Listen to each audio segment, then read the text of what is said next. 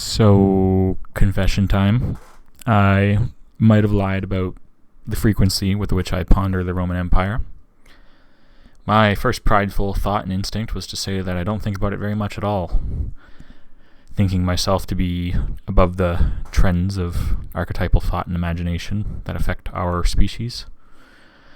But then it hit me like a ton of bricks as I looked around and realized that I think about Rome pretty much every day. So yeah, that's a little confession of mine. But I don't think about Rome in its original facets. I don't think about the era that a lot of people would think of if they think of Rome. I think of what Rome has been up to for the last 2,000 years. Rome as a concept, as an idea, is so massive that honestly, it's hard not to think about Rome.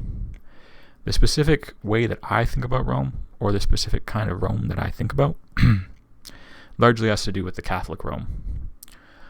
The Roman Catholic Church has existed since, depending on who you ask, either shortly after Jesus' death or shortly after 300 AD. Either way, it's older than you and me, and it's older than all the countries on the map.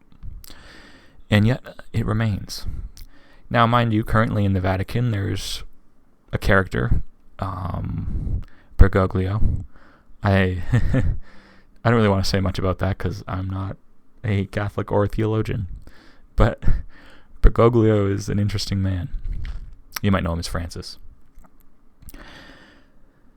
But this institution, its hallowed halls, its stone cathedrals, its timeless works of masterpiece art, its ups, its downs, the Crusades, the Counter-Reformation, all of it.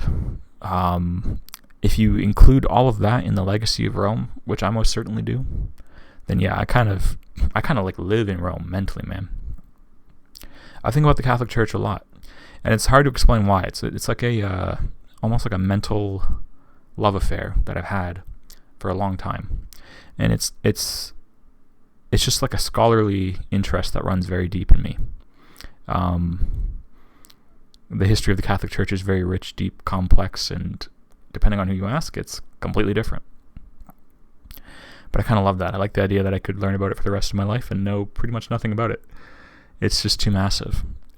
Things that are easy to understand are boring.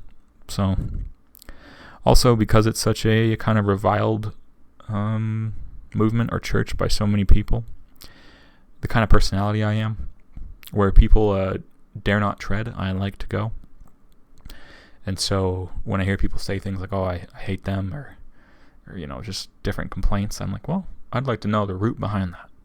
I want to know the why behind that. So what did the Romans say? Roma Eternal.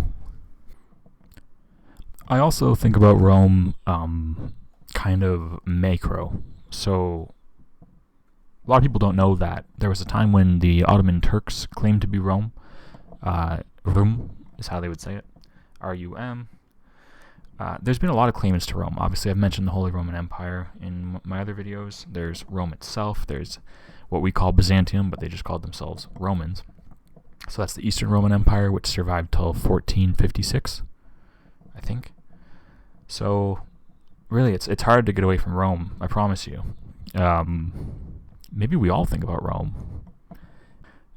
I'm also of the opinion that the tensions and war between Russia and America, pretty much going back as long as there has been those tensions, and before that it was England and America, are essentially tensions between two claimants to the Roman Empire. There was a time when Russia called itself the Third Rome. That kind of still has some sway in Russia today.